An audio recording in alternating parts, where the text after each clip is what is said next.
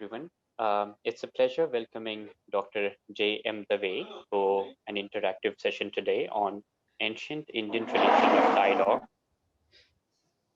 Dr. J. M. Dave is the spokesperson of the Swaminarayan Akshardham Temple, New Delhi, and the director of the Swaminarayan Research Institute, New Delhi. His areas of interest include Indian philosophy and culture.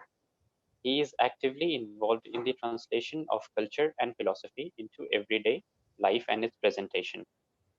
You're welcome, Mr. Dave, and you have up to 2 hours for the session. It's up to you, however you like to conduct it. So over to you, sir. I would like, to thank you and especially your students who are, I think they are quite mature and, they can have a good discussion. I was also attending your last seminar.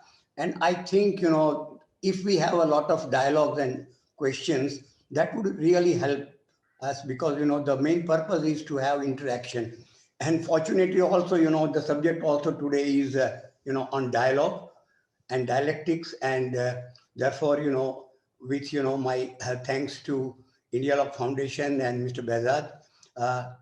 Today, my primary emphasis and focus, will be on the concept of dialogue and dialectics. In the teachings and works, especially of seers and sages of the East, especially of India, and of the ancient world, because their impact on our culture and history is tremendous, right?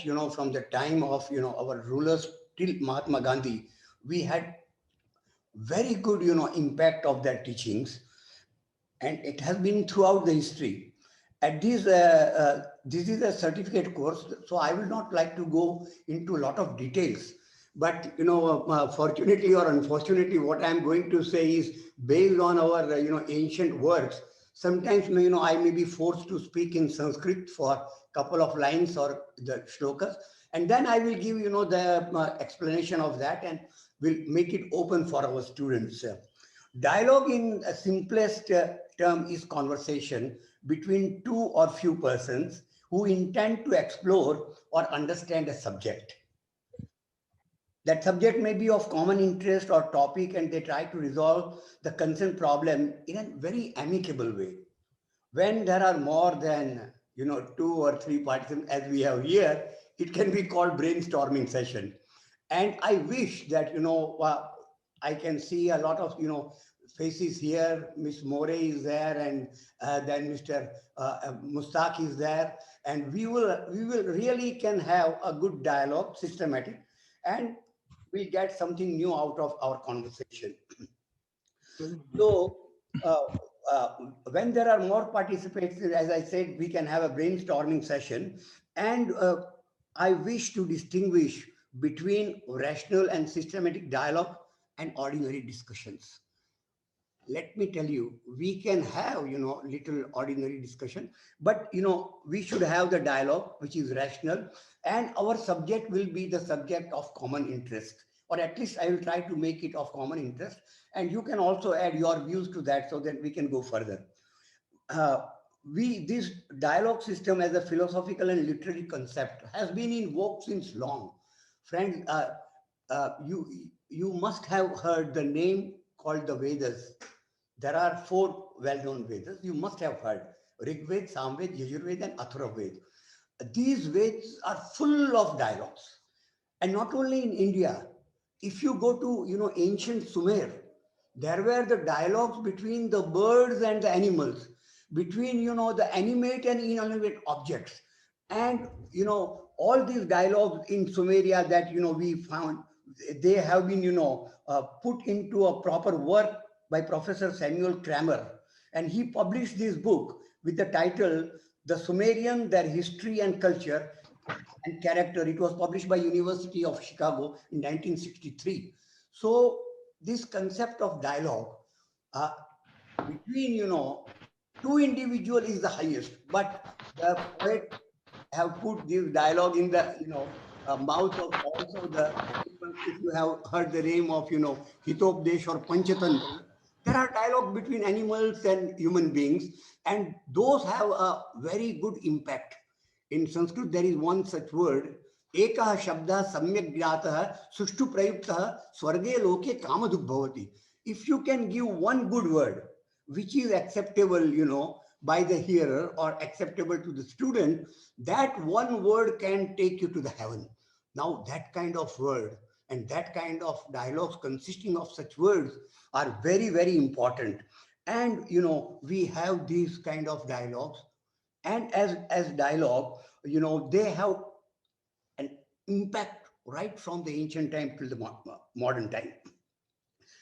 According to me, one of the most interesting method of understanding authentic and prevailing worldviews of ancient, medieval, and modern scholars of repute on culture and civilization is found, as I told you, in the ancient work, especially the Vedas, the Upanishads, and the Bhagavad Gita.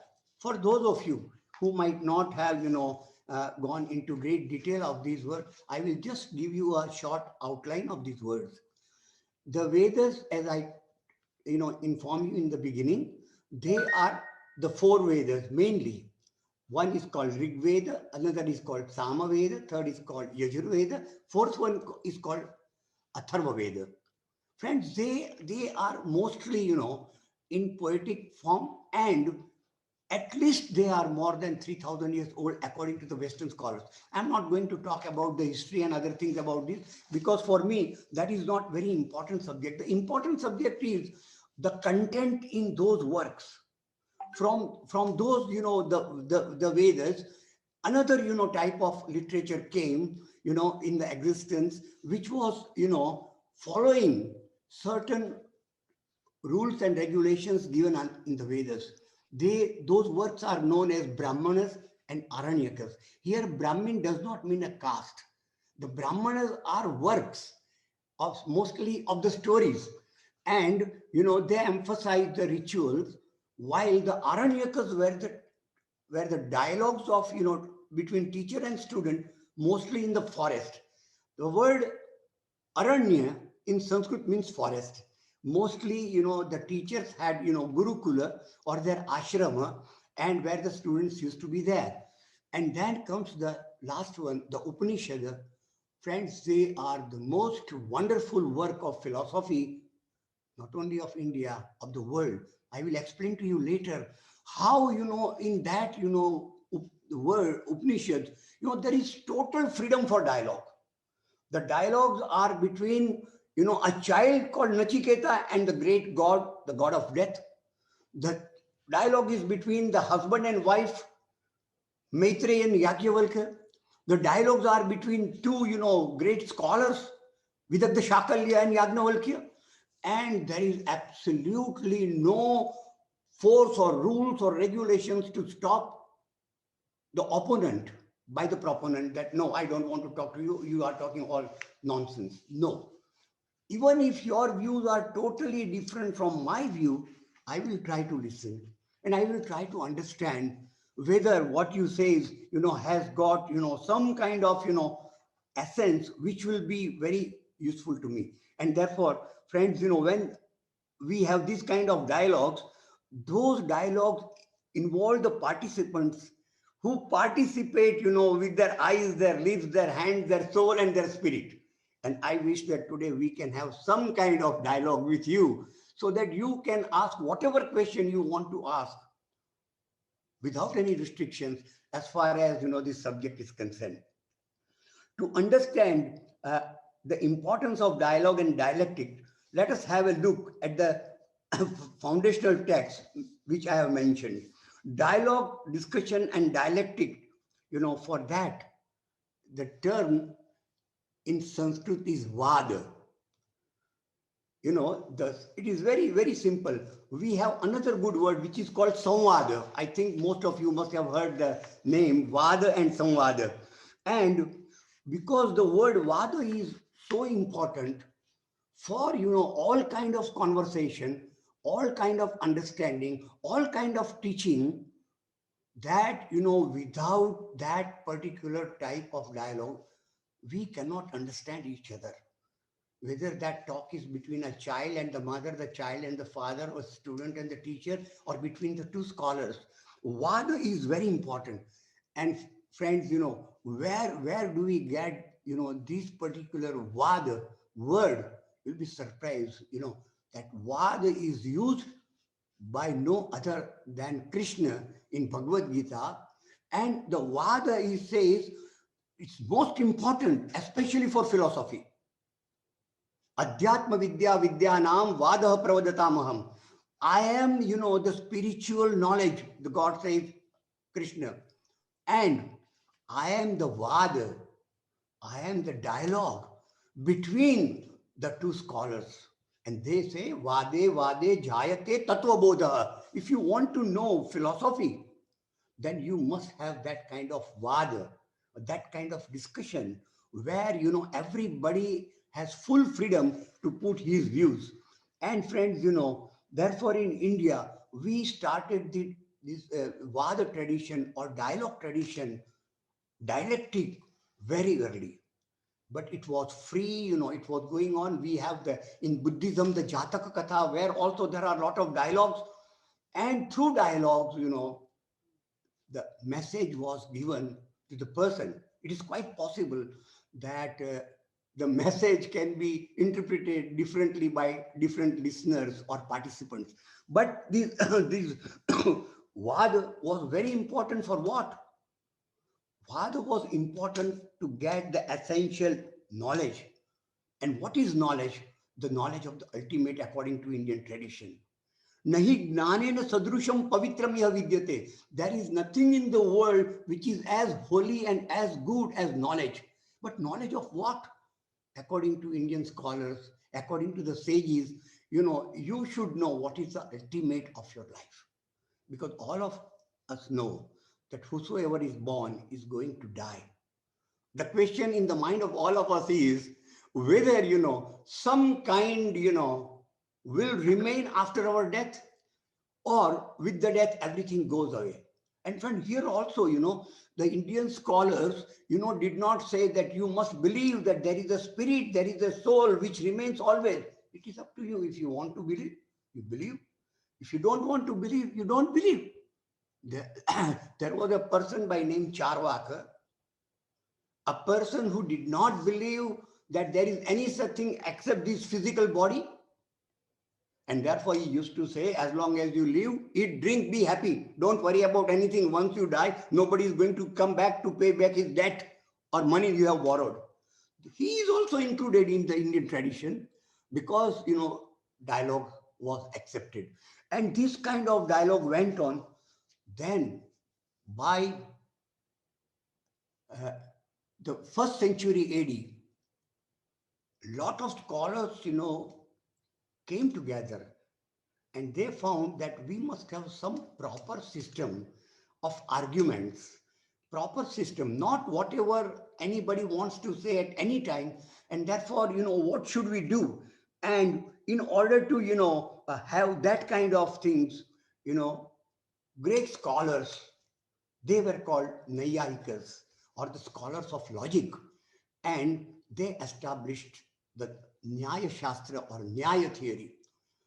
I don't know whether all of you are, well aware of or conversant with the Shad Darshana or 6, philosophical traditions of India. Sankhya, Yoga, Nyaya, Vaisheshika, Purva Mimamsa, Uttar Mimamsa. These are the 6 one. Among that, Nyaya is very important. And to understand, especially for, our today's topic, dialogue and dialectic, let us have the look at the foundational text of the above. Now, dialogue, discussion and dialectics is termed Vada in Indian scriptures. Now, these Vada, when it was discussed openly and in general subjects, like as I mentioned, Upanishad and Bhagavad Gita, was a different thing. But, as I said, a group of scholars came together and said, let us give a final shape of this kind of argument so that people will know, what should be the method of discussing important problem, especially among the scholars. And the first great book that came out was Nyaya Sutra, of Akshapada Gautama. Akshapada Gautama, belongs, to almost the first century AD, and there was a great professor, who had studied this particular dialogue system for long in India and abroad. I don't know, how many of you have heard his name. He was Professor Bimal Krishna Matilal. Professor Bimal Krishna Matilal, who taught at the University of Toronto and University of Oxford, both Sanskrit and logic, has written wonderful articles and books. As a matter of fact, he was also the founder editor of the Journal of Indian Philosophy. And he describes, I will read, he describes how dialogue and dialectic can be the method that should be adopted. And he says that this entire way of discussing the logic based on dialogue, is termed Vada Vidya. It is Vada Vidya is a discipline with categories of dialogue and debates. For students who wanted to learn how to conduct logical debates on different subjects successfully, what techniques and procedures to learn, and how to find loopholes in the argument of others. Uh, this was absolutely necessary for those who want to take up this particular art. And among the manuals of these, the Nyaya Shastra of Akshapada, as I told you before, is very important. Now let us understand what basically, when we use the word Vada or Samvada. Shushtu Vada iti Samvada. When you talk very logically, very properly, and they have given different ways of, talking properly. The first is in these, they have divided it into three parts. Vada, Jalpa, and Vitanda. Now, these may be little difficult terms, but I will try to explain as easily as is possible for me. The first is called Vada, which is an honest and sincere debate, where both sides, the proponent and opponents, are seeking the truth, wanting to establish the right view.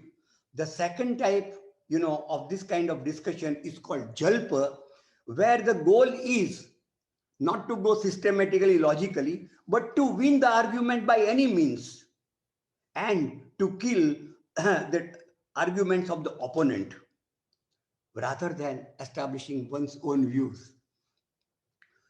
In Sanskrit, there is a word called Pratipaksha Khandanam, to destroy the argument of the opponent rather than Swamata Mandanam, rather than to establish your own idea. When you do this kind of things, it is called Jalpa. It is not proper argument.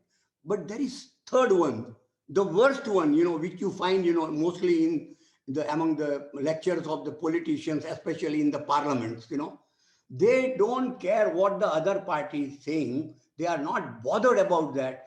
They only go on speaking what they have in their mind, irrespective of the consequences.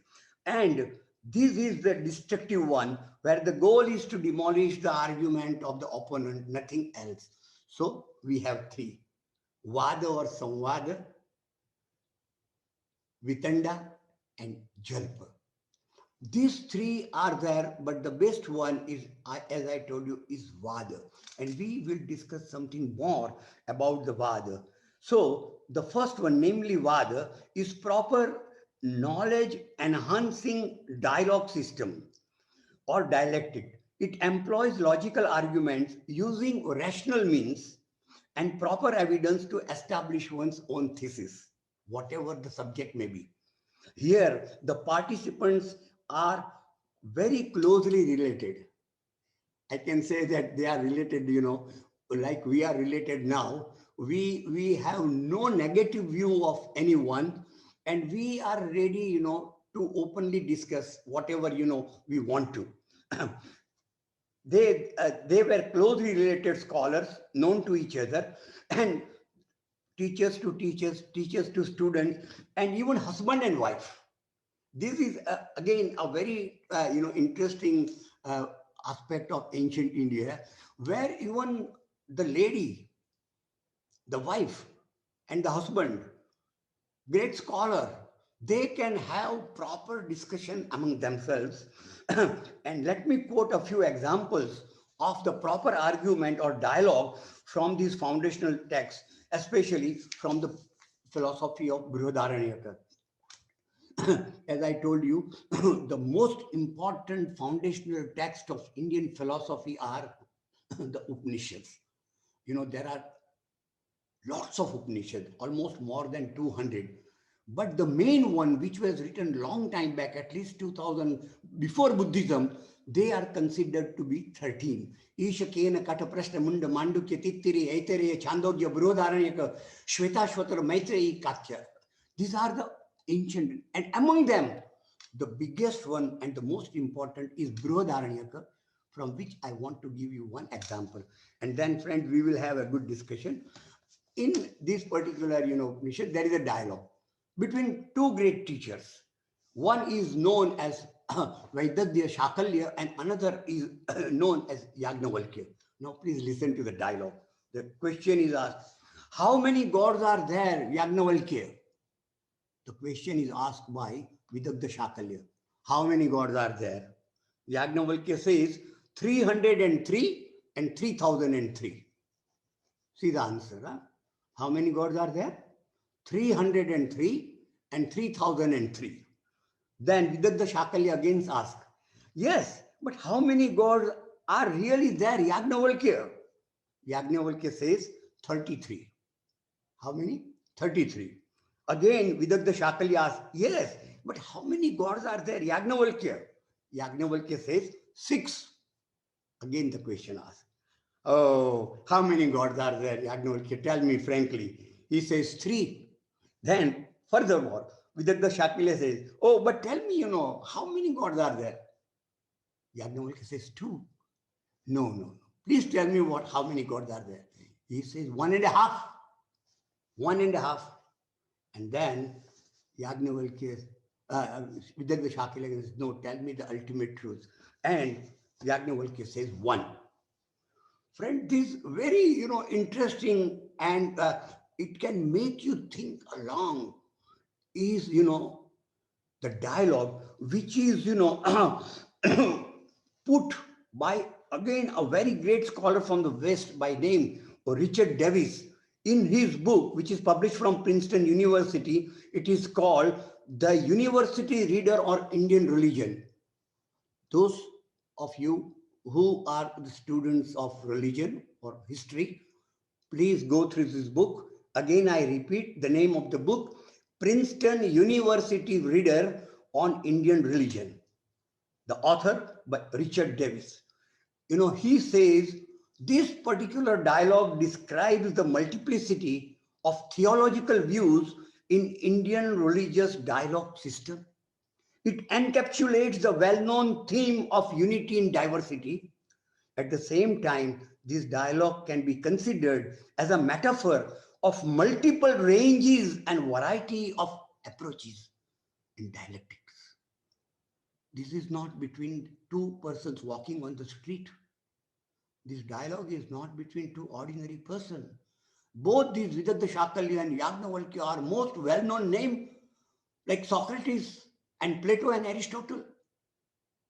And, the dialogue between them of this nature, brings to us that in the Vada type of dialogue, without getting angry and annoyed, the opponent and proponent, they go on talking. And then at the end also, both of them have the liberty to accept or reject the views they like or they dislike. We can see how this dialectic method, representing cooperative arguments between two intellectual individuals, is based on asking and answering questions to stimulate critical thinking and finally draws out acceptable conclusions. And friends, I hope some of you have heard the, the name, like, the German scholar who was, very well known by name Hegel. And Hegel had given a very good theory that between 2, 3 scholars, a person can put, his views. They are called thesis. The opponent will put his views. It is called antithesis. And by discussing greatly in great detail, what you will get? Synthesis. And the synthesis will again become a thesis, and again the thesis will be challenged, and the process will go on. So this kind of method, he belongs to the 18th century, Hegel. I am talking about 2,500 years old books before the Buddhism came into existence, and we have the same kind of, mental approach. Let us discuss, the problems as we like without having any restriction. But after giving you this example from the Brihadaranyaka Upanishad about dialogue, about dialectic, I want to give, before I finish, my presentation, one of the most important, example of dialogue, which has become so famous that you won't believe, but literally since last 2000 years, that particular work, is well known all over the world. It is known as Bhagavad Gita. And the Bhagavad Gita is a part of Mahabharata. It is in 18 chapters and 700, verses or shlokas. And I think, or at least all of you must have heard the name, but I want to give a small little background so that, to make it systematic. There were, two groups, they were cousins, and both of them wanted to claim the land by name Kurukshetra, which is, near Delhi and UP and other places. And there was no way, to get the solution peacefully. The great scholar, the great ruler, Lord Krishna, goes to one group called Kauravas and tells them that, look, actually the kingdom belonged to Pandavas because Pandu was the, ruler. Your father, Dhritarashtra, was blind. The blind cannot become the king. But because Pandu went to the forest and he gave you this kingdom to rule in the name of his son, you have become the masters. Now, the 5 sons of Pandu, they want their share. Can you please give? They said, no. He said, okay, we divide the kingdom between the two. You keep the half and give the half to your cousin Pandavas. Is it okay? They said, no. And then friends, see, how Lord Krishna says, give only 5 villages. How many? Only 5 villages out of hundreds of villages to Pandavas, and there will be no fight. And what is the answer by the opponent, Kauravas? They said, Suchyagrena dadishyami vina yuddhena bharata. I will not give the land which can be measured by the tip of a needle without the war. That means war becomes inevitable. War becomes something which nobody wants, but sometimes it is imposed on you. And then you have to take the proper action. And what is the proper action? The war. And in the war, on which one side there are huge number of fighters, on another side there are smaller numbers. The Kauravas had lot of warriors, Pandavas had much less number, but they had, one person who can give the teachings in the form of dialogues in such a way that it will, make them strong enough mentally and physically to challenge the problem. Friends, the war is about to start. Both the armies are on the site at a place called Kurukshetra. And when, the student by name Arjuna tells his friend who is a teacher, Krishna, that please help me, and he comes for the help. And the student, instead of behaving like a student, starts behaving like a master. He says, Senayoho Bhayoho Madhye Ratham Sapayame Achyuta Yavadetan Nirikshayam Yuddhukaman Avasthitan Kaihi Mayasa Yuddhavyam Asminarana Samudame. Please take my chariot in front of my enemies. I want to see who are there. I will fight with them. And the teacher, the great teacher, Krishna says, okay, sir, I will do that. And he takes them in front of them. And when he takes in the chariot in front of the enemies, what does happen? At that time, Arjuna, looking at the people in front of him, like Bhishma, like Drona, his teacher, his grandfather, he says, no, no, no, no, I can't fight. I can't fight these people. They are my close relatives. See the dialogue, close relative. And he starts giving teaching to the teacher, to Krishna. What does he say? That what kind of, sin we are going to commit?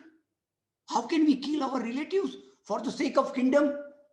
Ahobat mahat papam kartum vyavasitaha vayam yat rajya sukha lobena hantum swajanam udyataha. We are eager to kill our people for the happiness of the kingdom. I will not fight. See, Lord Krishna could have said, why did you call me? I did not come to you. You came to my place and you asked me, please help. This is the dialogue.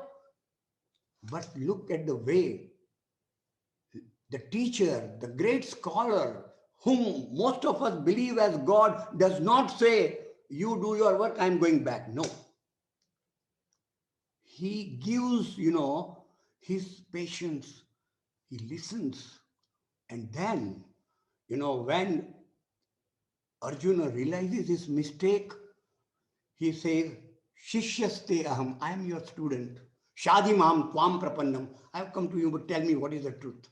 And then the teacher, by way of dialogue, explains to him what is his duty, fundamental duties, why he should fight, and what are the consequences, and why he should be ready to face the consequences.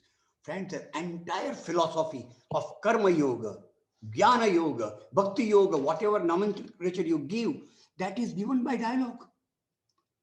The Lord Krishna, gives very simple examples in three main ways, by Jnana Yoga, Karma Yoga, Bhakti Yoga. He says, look, Arjun, whosoever is born is going to die. Whether you die at the age of 15, 20, 25, 30, 40, 50, whosoever is born is going to die. So you should not worry whether you are going to be killed or you are going to kill, because whosoever is born has to die.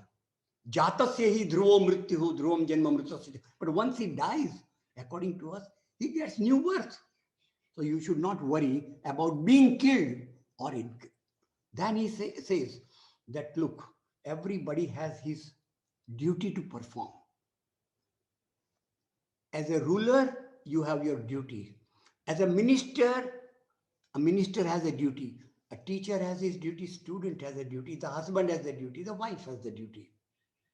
Now, what is your duty? You are the, royal family member, and you have lost your kingdom to these people, and you want to regain that. That is your karma. And very famous word is there. Almost all, people understand this. Karmanyeva adhikarasya ma phaleshu kadachana. Karma, your duty is the first one. And you are a warrior and you have come to fight. That is your duty. You have to perform it even if you are going to die. And the last one, most important, is the way of bhakti or devotion or love for your teacher, for your parents, or whosoever guides you. And he says, Man manabha, mad bhakto, mad yaji, mam namaskuru. Please, accept what I say. But friends, I don't want to tell you how great this is. What I want to tell you is the importance of dialogue. Because after going through almost 680, verses or shlokas or a lot of lectures, what does he say? The teacher, by way of dialogue to the student who is a king, and the teacher also himself is a king. He says, look, I have told you whatever I wanted to tell you. Now it is up to you to to accept what I have said or reject it. Idam te gnanam akshyatam guyyat guyyataram maya vimrushya etadasheshena yatha ichchasi tatha kuru. You do whatever you want to do. Friend, I would like all of you to study the dialogue systems in Socrates and Plato and Aristotle everywhere and find out the instances where the teacher, after giving a good lecture, a big lecture, a very important lecture at an important junction of the life, he says at the end, you know, I have told you whatever I wanted to tell you, but it is up to you now to accept or reject whatever you said.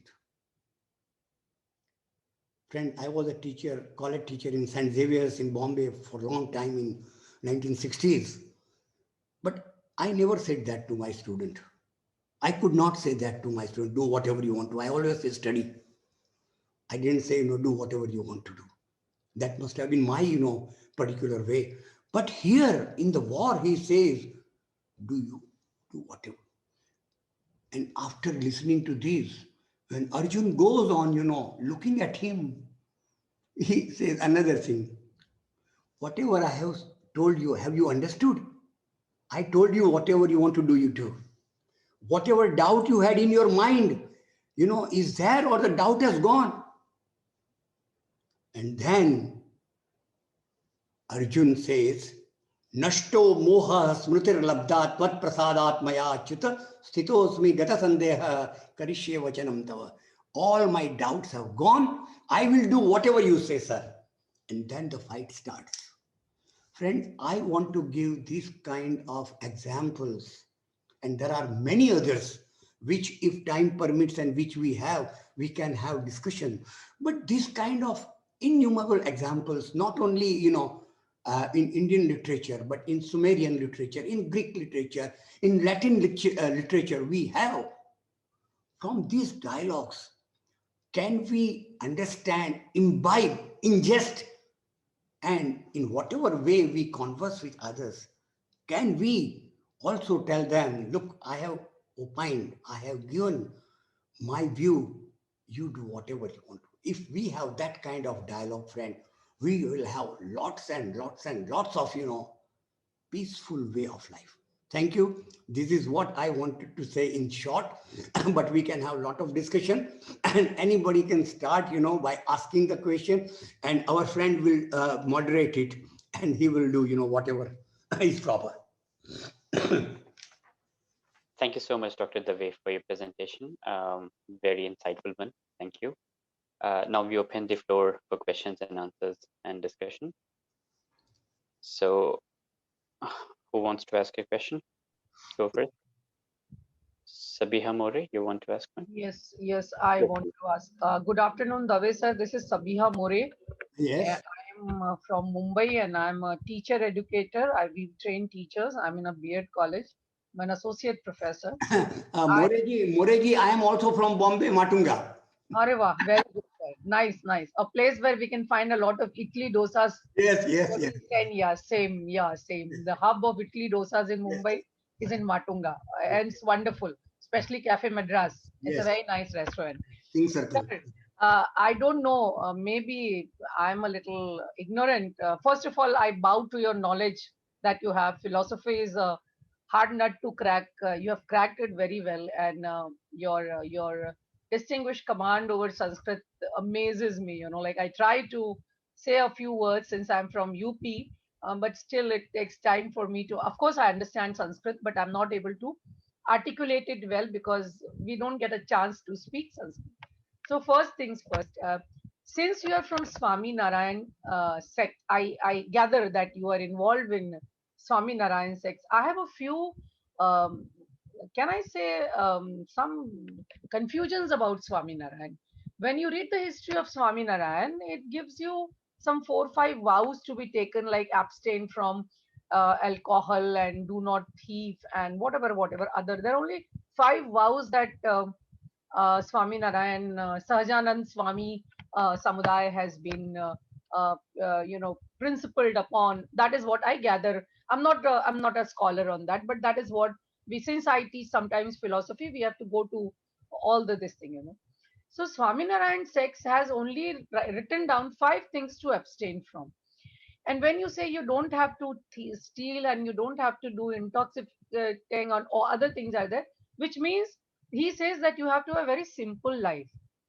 Now, when I see a program on television, on BBC, about Annakuta ceremony in London at Swaminarayan Temple, sorry to say, that is a ostentatious display of wealth rather than display. Of course, they do it for humanity and other things, but the kind of food that they give to Swaminarayan, offered to Swaminarayan on the night of the new year, previous night, you know, it's mind boggling. The kind of food that they offer in the Annakuta ceremony, I'm sure my entire Mumbai can feed, poors can be fed with that, you know, and that they offer to God, and that God is Lord Krishna. I'm still not able to understand that a Swaminarayan sect, which says it's a sect and it wants to rather make the behavior of the follower all right, involves into such display of wealth, power, I don't know what all, and what all is offered, and everything is made into the shape of Govardhan Parvat, and that is being offered. I'm still not able to get it. One thing. And second thing, you said that there are 6 schools of philosophy, and Uttar Mimansa, they only accept Brahmins. They don't accept any other caste as far as my knowledge goes. I'm not a scholar again. I'm just telling you whatever I've read in Uttar Mimansa. They say only Brahmins and 3 Swamicharyas are being given, recognition. So if you say only Brahmin, then where the rest of the people will go in India? My question is that. Thank you very much for a very patient listening. Since you said it is dialogue, and you can ask anything and everything, and that is why I dare to ask. Otherwise, I don't doubt your knowledge, nor do I want to display an audacious behavior. But these are intellectual queries that I have asked, and it sometimes puzzles me. That is why I found you. I thought, let me clear my understanding and knowledge. That's all. Thank you so much. I'm really very happy that you have asked, and I'm very willing to answer all your questions. And you know, it is up to you to accept or reject, but let me answer. The Annakuta ceremony is a part of Bhakti Sampradaya or Bhakti Marga. Now, please try to remember that all the items that you see in the London temple or in any other temple that are not prepared by the temple authorities. Those items are brought by the devotees from their homes. And there being hundreds and thousands of devotees, every devotee who brings half kilo, 1 kilo, 2 kilo, 3 kilo items that are put before the God for one day. And those items, which are known as Annakuta Prasada, is distributed among the people there and there only, because most of those items are perishable items. Though whatever items are prepared are for showing. Now, I do not know whether you have studied or had chance to that in the Bhakti Sampradaya, the Annakuta in the the Sampracharya of Vallabhacharya, that is Ramanujacharya, then Chaitanya Mahaprabhu, all these devotees, whatever little they had, they wanted to offer to God first, and then they used to eat. So this, what display you say, is because of the enthusiasm of the devotees who wanted to bring a lot of items from their home to put before the Lord, because every day, the items are put, which are prepared in the temple by the people, temple priests. Here, these are the items which are prepared by the devotees. Now, let me ask you, my wife, my mother, my grandfather, they used to make a Gujarati item called Puran Podi, a sweet roti. And they will use, my wife wants to make dahi vada, so she will make dahi vada and put there. So here, this is my answer to your question. Now, this display is for one day, and the food from wherever it has come, it goes to them along with something else from other one. For example, I went there with Puran Podi. I can get a piece of Puran Podi and a dahi vada and aloo vada and all those things. So I will have 5, 6, 7 items. Well, I have given only 2 items. That is one thing. Second thing, what you said about these, what was the second question? Uttar Mimamsa only. You'll have to unmute yourself, Sabia ma'am. Uttar Mimamsa is a general word. Uttar Mimamsa is also known as Vedanta. And in Vedanta, we have we have Kevaladvaita of Shankaracharya, we have Vishishtadvaita of Ramanujacharya, we have Advaita Advaita. So we have many divisions and that. If you can precisely tell me in which Uttar Mimamsa book you have come across this word, then I will be able to guide you properly. But one thing you are correct is this: during the medieval period, there was this kind of system where the Chaturvarna system, or Brahmana, Kshatriya, Vaishya and Shudra, they were compartmentalized, and on certain things only the Brahmins were given the. But as the society developed more and more, people from other castes have come. Now I would like to tell you that I know lots and lots of people who are from Kshatriya, Vaishya and Shudra community, Adivasis, in my own organization, with whom I am working, whom I am teaching. So I think people have understood that whatever might have happened in the medieval age and division of this is not correct. And can I give you one example of how it has come up? In the Rig Veda, there is a Purusha Shukta. There is a statement how these 4 different kind of caste, what we call now, or division, have come. Purusha eva idam sarvam, and that Purusha is everything. From his mouth, the Brahmins were created. From his arms, the Kshatriyas were created. From his legs, the Vaishyas, and from his feet, the Shudras were created. Brahmano asya mukham masit bahu rajanya kruta urutadasya dvaisham padbyam shudro ajayata. This is the word, right? Now the poet who has written wanted to say that one who speaks, one who gives lecture, one who teaches is fit for becoming a Brahmin. One who has the strength in his arms and is ready to fight for his country and for his right is good to be a Kshatriya or a warrior. One who, supports the entire structure, who has to, give strength economically, is Vaishya. And those who are working, they are Shudras. So Brahmana, Kshatriya, Vaishya and Shudra, this concept of Purusha Sukta was totally misinterpreted by some people. Unfortunately, Brahmins like me, and we have caste system. But as we study more and more, we understand that this was not the meaning of Purusha Sukta. Yes, please.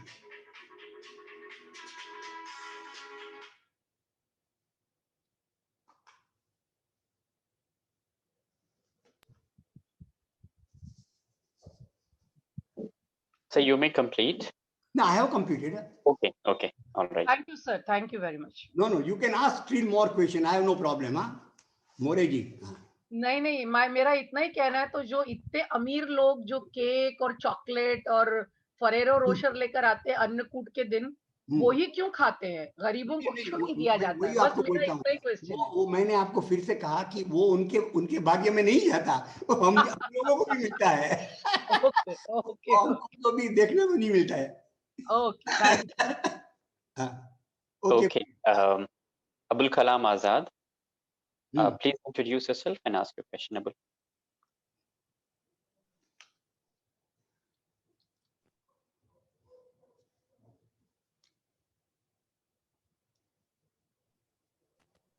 Your voice is not coming, Abdul. Sir, can you hear me now? Yes. Okay, sir. Sir, my question is going to be connected with Samyami's question. I mean, as you are talking about the Brahman, Shudra, the different status people of Hindu religion. Also, if we see I'm from Bangladesh. First, let me say I'm from Bangladesh. Whenever we are going to a Hindu religion, people, friend, or even in their home, uh, just I wonder. I couldn't get an answer from anyone. Just I want to ask. Ask to you. Whenever we are going to there, they are not saying that you cannot come to the kitchen, you cannot touch this thing, you cannot touch that thing. Just they are behaving such a way that they are superior than us, and we are just people. Something which is, really insulting. I would say. What do you say? Does it? There are many other things. I don't want to mention all the thing. Does this thing being supported by Hindu religion? This is See, my first question, and second question would be. Second question is, in current context in India, there is one context called love jihad. What? Love jihad.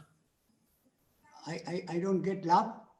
Love jihad, where from the Hindu, from some of the state, they are forbidding to marry with a Muslim people. I Love mean, jihad. Love jihad. yeah, love jihad. Maybe many of the names. Just I was reading some last time. That's why I want to ask this question. What is your view? They are saying that whenever somebody is from Hindu religion, but they cannot become a Muslim. They cannot marry a Muslim guy and change their religion. But on the other hand, whenever a Muslim guy or Muslim woman getting married with a Muslim, Hindu guy and becoming Hindu, they are accepting it. It is normally happening in some of the state of India. Just last time I was reading about it. What is your view about it? Thank you very much. This is my two question. My absolute opinion, my personal opinion is that, a person, if he's your friend, you should never say, don't come in my kitchen or don't come here or there. Only thing, can be requested is that because in kitchen we are cooking the food, please wash your hands and legs and then come in. Otherwise, there should not be any restriction for any person if he's your friend or relative and you have invited him. So if he comes, there is nothing wrong. And in my home, my friends, from all caste, all communities, the Muslims and Jews and everybody comes, there is no restriction for them. My only request would be that if you don't mind, can you wash your hands and feet and come inside and see if they want to. Mostly they are interested in eating, not in kitchen, who is cooking and what is the cooking. They want to know, what items you have got on the table. So, you are right, that kind of, discrimination should not be there. If you are, according to me, if you are that kind of person, it should never be there. First thing. Second thing about love jihad, I want to take you certain things, which are very important. See, the thing is that fortunately or unfortunately, for a lack of education or something, a person may have in their own religion the permission to marry more than one woman. It is, a religious, permission. But everybody should understand whether, in his or her particular way of life, is it possible to have more than one? Everybody has to understand. Second thing, I have not studied Islamic law, but today in the paper, I read a Muslim lady, going to the court for a husband from USA who gave talaq on the telephone. Now, I want to know when, we, the people, whether, Hindus or Muslims, if we understand properly, the bond of love and, kinship between the husband and wife, how we should change the laws which may be existing before, and how, properly, legally and with, a good sense of helping them, we can do it.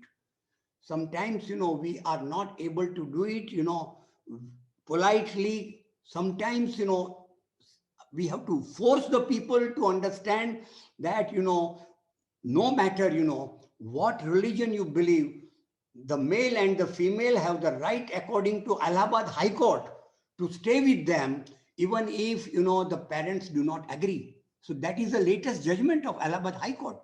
The thing is that how to make people understand the importance of strong married life is up to them.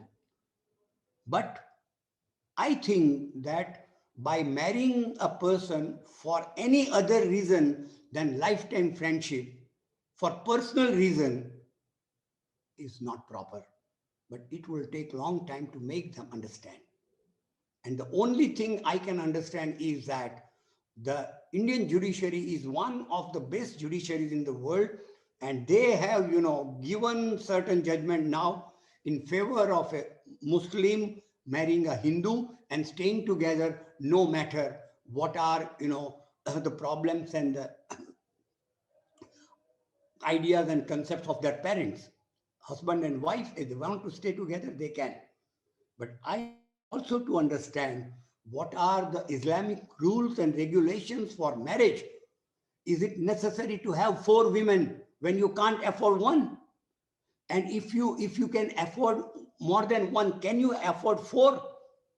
And then how to strike a judicious balance between your social, familial relations with them.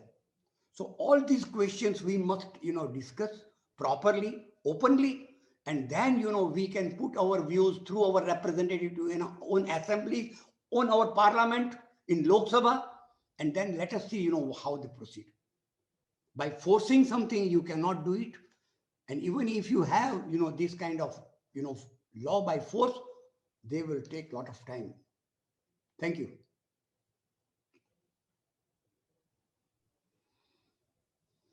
Thank you. Anybody else? Saideep, did you have a question? And can you request everyone to turn on their cameras? Saideep, Ziaul Haq, Urida.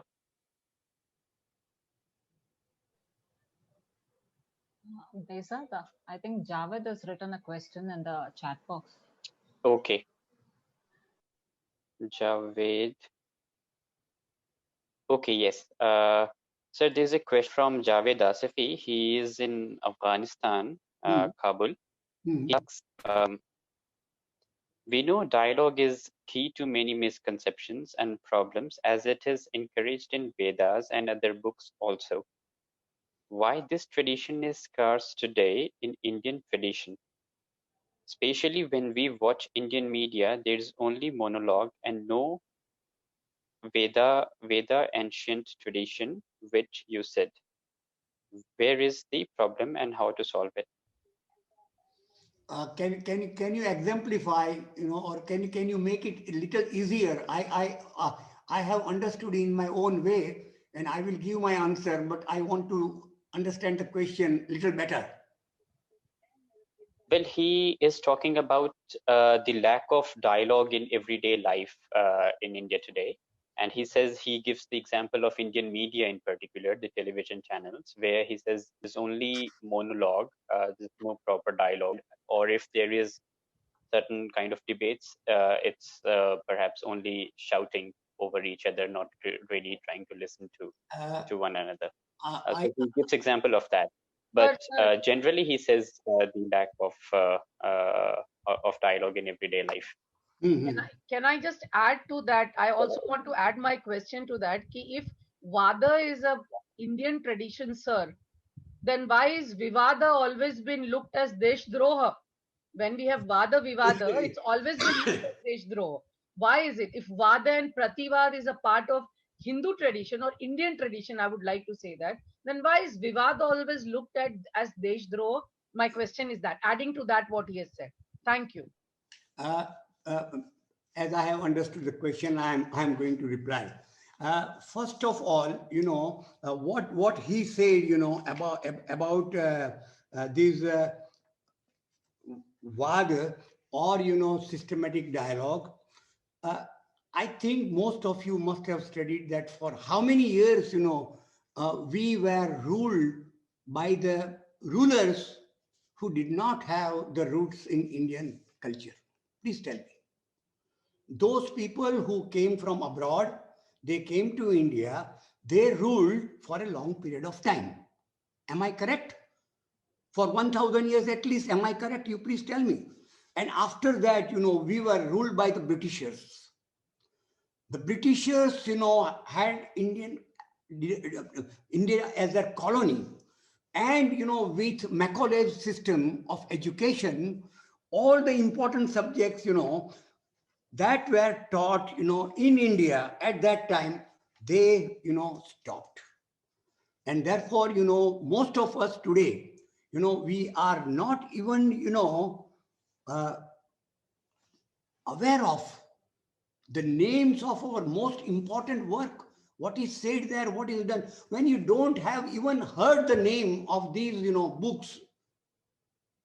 Now I want to read to you one line, for what this gentleman has asked, I don't know whether you can read the name of this book, but I will read Debate in Indian Philosophy, Classical, Colonial and Contemporary, by a great scholar by name Raghuram Raju. I am going to read only the first line, which will give, the idea what our friend from Afghanistan has, asked. He starts, why are there no significant debates in contemporary Indian philosophy when debate and dialogues were the nerve center of classical Indian philosophy? This question has not been addressed in the standard books that reflect the contemporary philosophical situation in India, and hence this volume attempts to move outside and into the contemporary political domain in search of a viable answer. So this is the latest book that is published, and great scholars like this say that why, we did not have this system of vada or debate, which we had in ancient time for such a long time, because we were ruled by others who did not pay attention to this.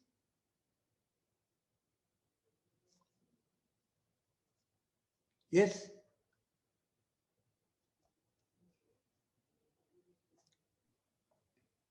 Okay, anybody else?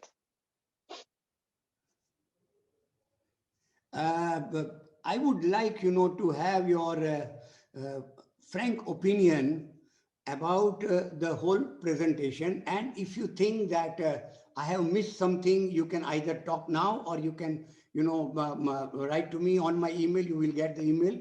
But I think, we should have a totally open mind about listening to the arguments of our teachers, our parents, our friends, and even our children.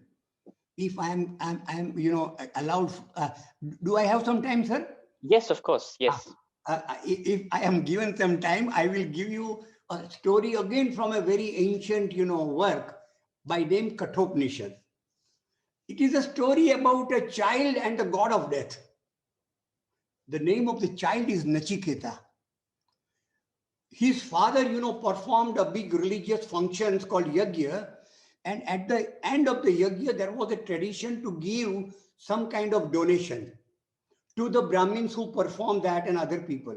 He started giving very old cows to the Brahmins, the cows that could not give milk, the cows that could not give birth to calves. And this young boy who was looking at his father, he says, what are you doing?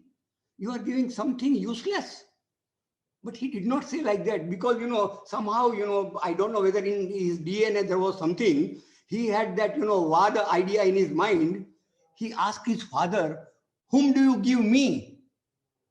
Because he was a child of no use, not earning or not helping the family. Like the old cow, he was of no use. So he says, Father, whom do you give me? And father did not reply once, twice. He asked the question third time. And the father became very angry. And he said, I give you to God of death. I give you to God of death. He dies and goes to Yamaloka, or the place of God of death. And the God of death had some other important assignment. He was not there. The child remains outside the door of God of death for 3 days and 3 nights. When the God of death comes back and he comes to know that this child was waiting for him for 3 days, he was really sorry, and he says, my child, I am very sorry. You remained outside my house without food or drink for 3 days and night. I give you 3 boons. You ask any 3 things you want. And friend, let us see, in that work of, 2,500, 3,000 years old, in a way of dialogue, the child says, sir, I made my father very angry by repeatedly asking him some question, which he did not like. I asked for the first, boon or varadana from you, that when I go back to my home, let my father receive me with love and kindness. And the God of death says, yes, it will happen like this. And then this child goes on, asking one after another question. And he wants to know finally what is the ultimate. And the God of death, gives him all kind of, items that he would like to enjoy, the wealth and the women and this and that. He said, sir, I have known that whosoever is born is going to die, and these items which you are offering me will be of no use after my death. You tell me what will be my nature after my death. And the God of Yama, at the end, he gives, his explanation of 2 main concepts in the Indian philosophy, Shreya and Prayer. Prayer is the worldly enjoyment, worldly enhancement, worldly glory, lot of money and palaces and servants, lot of vehicles. That is only as long as you live, you can. And Shreya is one which will go with you for many lives to come, because at the end of the day, it will satisfy you so much that you are ready for any event, including the death. So the thing is that this kind of stories, these kind of examples, all of them were there scattered all over India, in the Sanskrit and in Prakrit and in the local language. But we were ruled by the Britishers, who gave emphasis only to English language. And we were unfortunate not to get. And also consequently, they did not give importance to Arabic, and we lost that literature also. So we should understand once and for all that when we are ruled by somebody, all our ancient heritage is wiped off.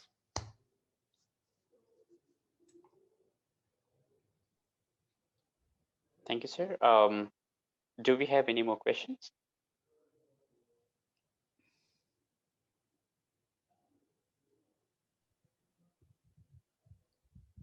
Okay. So I believe we don't have any more questions for you today, Dr. Dave.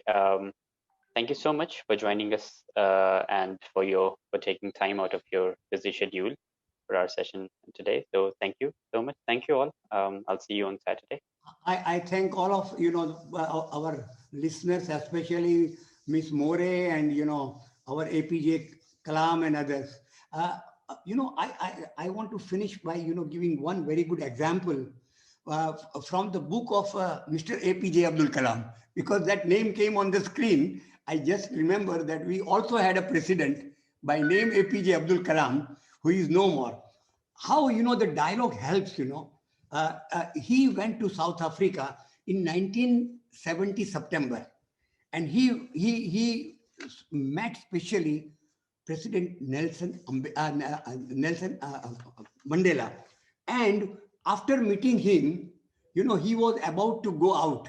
And when he was about to go out, he says that, sir, how did you feel when you came out from the prison after remaining there for 27 years?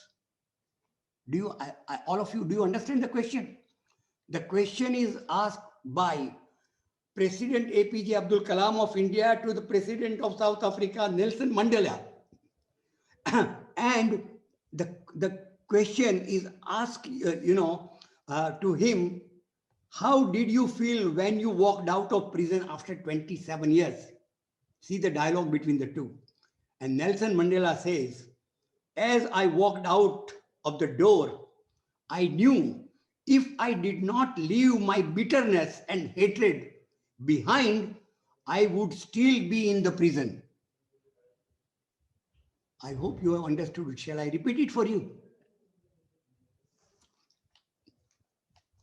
Nelson Mandela says, as I walked out of the door of the jail, I knew if I did not leave behind my bitterness and hatred, I would still be in the prison.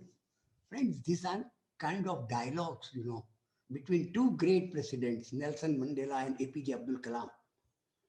This one single dialogue, can make us think for hours together.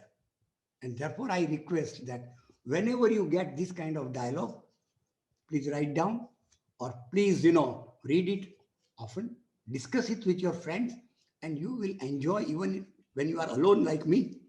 Thank you.